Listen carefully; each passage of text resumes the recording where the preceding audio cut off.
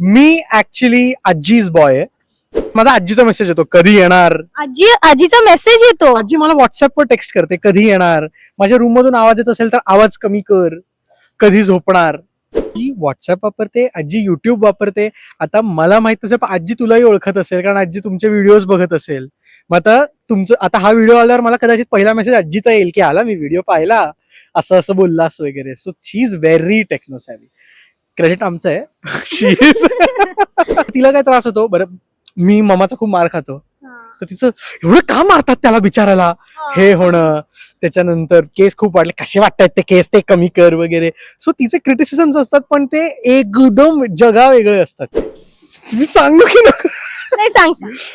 नाही असं काही फार डेंजर गोष्ट नाही आहे पण नमस्कार मंडळी, मी नेहा प्रभू तुम्हा सगळ्यांचं मनापासून स्वागत करते मीडिया टॉक मराठीवर. अबोल प्रीतीची अजब कहाणी मालिकेच्या सेटवर मी आली आहे. माझ्यासोबत अर्णव आहे. कसा आहेस? मस्त, एकदम धमाल.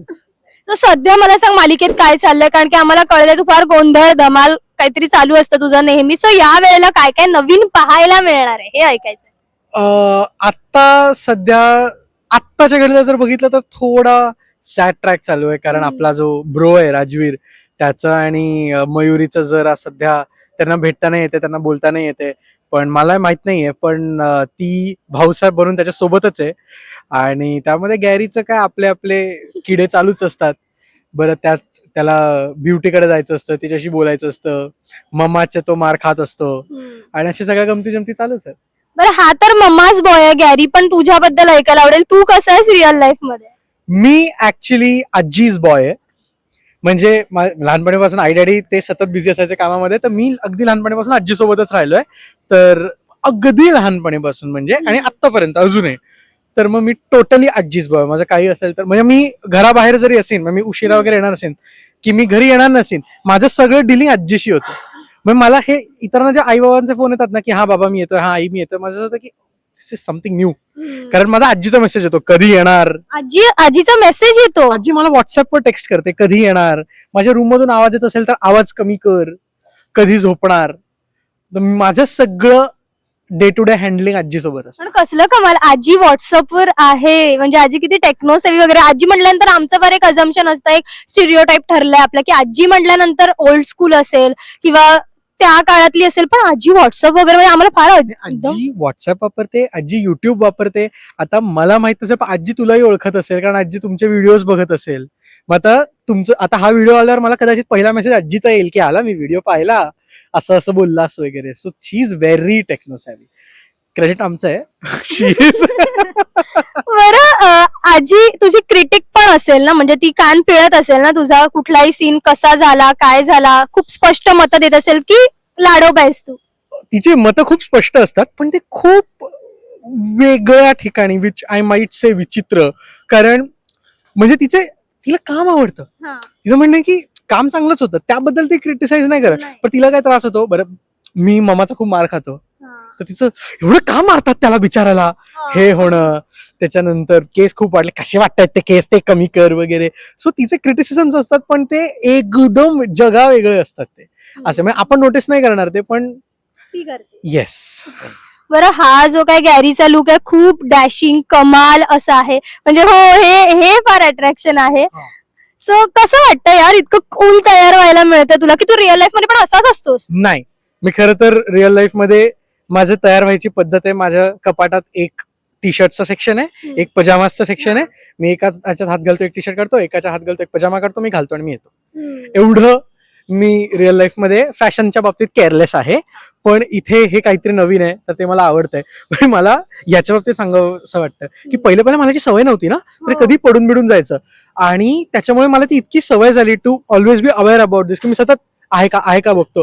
आणि त्याच्यामुळे एकदा मी बाहेर कुठेतरी जात होतो माझं आणि मी रिक्षामध्ये होतो आणि मग अचानक झालं शिट, कानातलं पडलं. नंतर मला लक्षात आलं की मी घरून कुठेतरी चाललोय आणि मी गॅरी नाहीये फॉर दॅट पॉइंट. असं होत असतं. असं अगदीच होतं. मग हे हातातलं असेल तर अंगठे नाही, अंगठा कुठे गेला, पडला का काय, असं आहे. पण तुला कधीतरी खऱ्या आयुष्यामध्ये असं तयार व्हायला आवडेल का? हो, मी फार ऍक्सेसरीज पर्सन नाहीये कारण माझा खूप फ्री कारभार असतो. तर त्याच्यामुळे मला ते खूप अडीअडचणीचं ते वाटतं. पण हो, वाय नॉट. मला कोणी चांगलं तयार केलं तर नक्की, कारण मला त्यातलं शून्य कळतं. मग मला माहितीये, मी त्या दिवशी कोणासोबत तरी शॉपिंगला गेलो होतो आणि मला माझ्यासोबत माझे फ्रेंड्स होते आणि ते मला खूप पोटतिडकीनं मिळते, मला एकदम जेन्युइनली विचारत होते की हा रंग कसा दिसेल, याच्यावर हा रंग चांगला दिसेल का. गुड, चांगलं दिसेल, ते तुम्हाला फिट होतंय, तुम्हाला त्यात if your skin can breathe then go for it. मी एवढा त्याबद्दल ढ आहे असं. नाही पण होईल होईल, हळूहळू इम्प्रूव्ह होईल. बरं, मी म्हंटल तसं आल्याला की मी क्विक क्वेश्चन घेऊन आले, so are you ready? Yes please. अगदी सोपं आहे की सेटवर यायला निघताना अशी एखादी मॅन्डेटरी गोष्ट जी केल्याशिवाय तू घराबाहेर पडणारच नाही. हेडफोन घेणं. आणि हे एव्हरी टाइम मी बाहेर पडतो आणि मला लक्षात आलं की हेडफोन राहिलेत आणि माझी उबर खाली आलेली असते आणि मी धावत जाऊन हेडफोन्स घेऊन येतो एव्हरी टाइम. तुझ्या घरातल्या टिफिन मधला असा एखादा अल्टिमेट कमाल पदार्थ जो सेटवरच्या प्रत्येकाने चाखायलाच पाहिजे. आमचा चिकन पुलाव आजी खूप चांगली करते आणि तो मलाही येतो. सो चिकन पुलाव येस, आणि मी आणीन तो सगळ्यांसाठी. मग आम्हाला पण बोलव, म्हणजे आम्ही येऊ लंच ब्रेक. प्लीज, तू घरी ये जेवायला. Wow.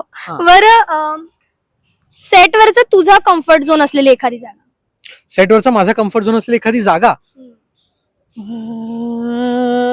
I think makeup room मधला कोपरा. आमच्या घरात एक झोका आहे.